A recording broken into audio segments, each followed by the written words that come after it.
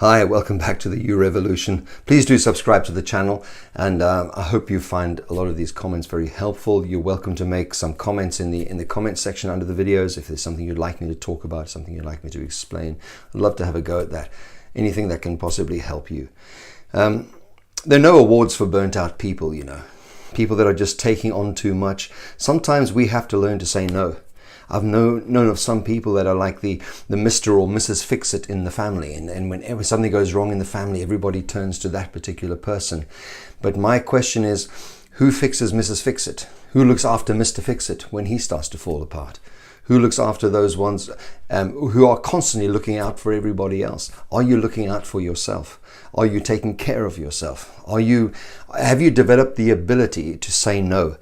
And one of the things that I've realized in my work is that very often the urgent things crowd out the important things. Now, I've talked in my previous videos about setting up a list of things you'd like to achieve during the day, and I've called that baby steps, where you're starting to set day by day visions and goals for yourself.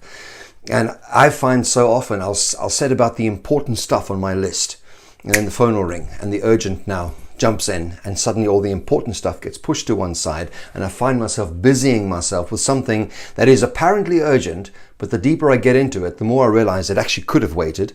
It wasn't that urgent. It might be urgent to the person on the other side of the phone, but that's only because they've just thought about it right now. And now their urgent becomes my must do, when in fact there was a whole lot of other stuff that I had to do, and I have to sometimes learn to say no. People won't always like that. But you know what? We're not living for other people. And we need to understand that if we're not looking after ourselves, we're not looking after our own mind, we're not looking after our own emotions, we're going to burn out, and then we're useless to everybody. And so the ability to say no is often a life skill that is so hard to develop, because we like to feel liked. We like to feel that somebody needs us, somebody needs our help, somebody needs our input in something.